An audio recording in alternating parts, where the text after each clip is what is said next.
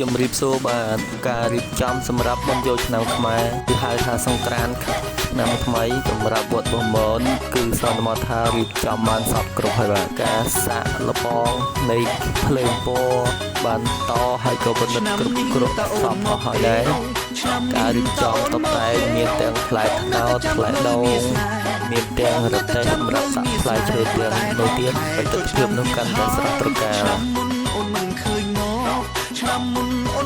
កន្លែងសម្រាប់ពូនភ្នំខ្សាច់ក៏រួចរាល់ហើយដែរកន្លែងរូបបេះដូងរូបកាយក៏រួចរាល់មករំជុំគ្នាចង់ឲ្យអូនមករំជុំគ្នា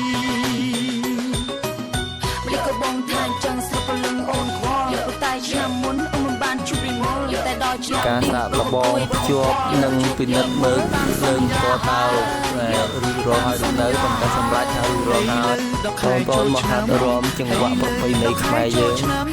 បងនៅតែចាំអើយចាំបងនៅតែចាំអើយចាំសង្ឃឹមថាឆ្នាំនេះអូននឹងមកសូមអូនយកចិត្តបងផងសូមអូនយកចិត្តបងផងព្រោះតែនឹងស្រស់ពើនួនអងព្រោះតែនឹងស្រស់ពើនួនអងពេចបាយមកដងព្រោះតែនឹកពេកភ្លេចបាយមកដងព្រោះតែនឹកពេក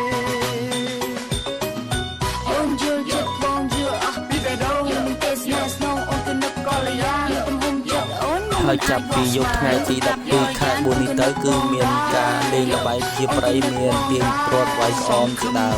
មសូមអរគុណ